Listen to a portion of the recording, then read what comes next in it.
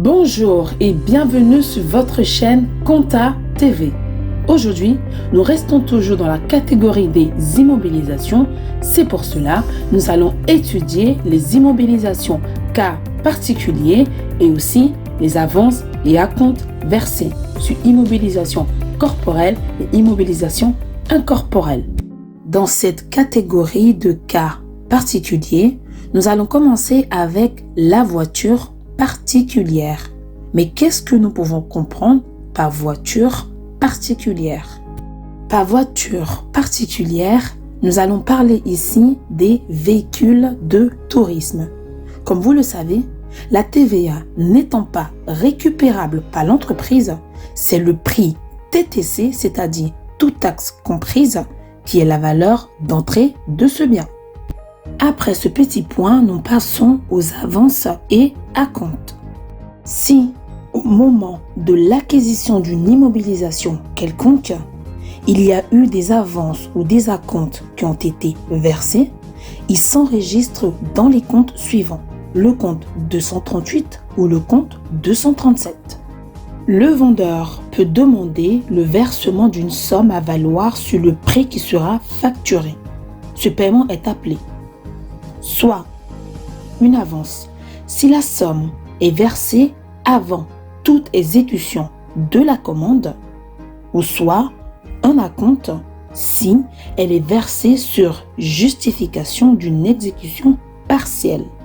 Qu'en est-il de la comptabilisation dans le journal? Nous allons débiter le compte 23 et plus précisément le compte 237. Avance et acompte versés sur commande d'immobilisation incorporelle, et le deuxième compte, le compte 238, qui va correspondre ici aux avances et acomptes versés sur commande d'immobilisation corporelle. Le compte 237 ou le compte 238 restera au débit jusqu'à la facturation définitive de l'acquisition.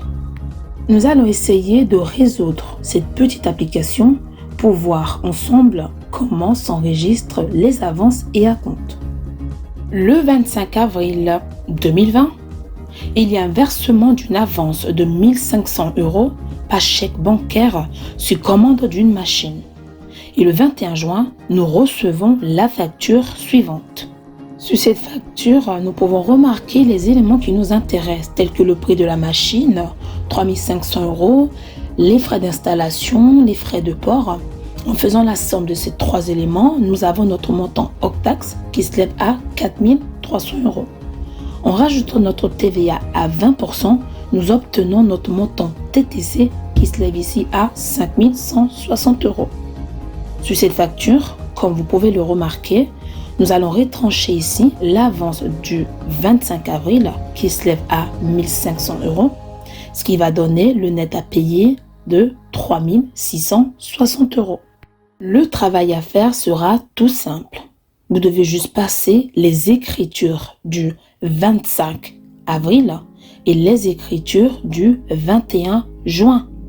En ce qui concerne les écritures du 25 avril, au débit, nous aurons le compte 238 qui va correspondre ici aux avances et acomptes versés sur commande d'immobilisation corporelle parce qu'il s'agit ici d'une machine pour le montant de 1 500 € et au crédit, nous aurons le compte 512 banque pour 1 500 €.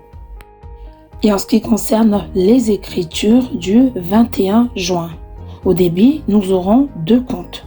Le compte 2154 qui correspond au matériel et outillage pour 4 300 € qui va correspondre ici au montant hors taxe, et la TVA déductible sur immobilisation, le compte 44 562 pour 860 €, montant qui figure ici dans notre facture qui a été donnée au départ.